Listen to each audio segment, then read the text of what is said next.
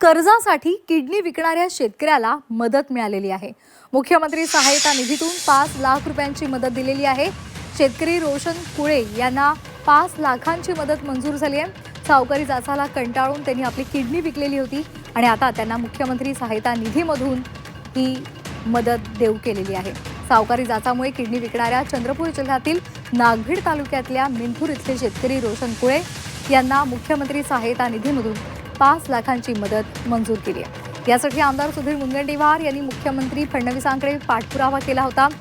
जिल्हाधिकाऱ्यांच्या खात्यामध्ये पीडित शेतकऱ्यासाठी शासनाकडून 5 लाखांची रक्कम जमा करण्यात आली।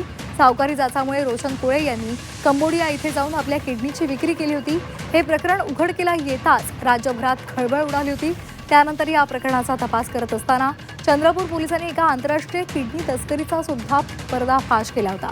या सर्व गोष्टी होत असताना पीडित शेतकऱ्याच्या आर्थिक परिस्थितीचा विचार करून सरकारनं त्याला 5 लाख रुपयांची विशेष मदत देऊ केली आहे। 19 तारखेला आमदार मुनगंटीवार यांच्या हस्ते रोशन कुळे यांना 5 लाख रुपयांची रक्कम दिली जाणार आहे।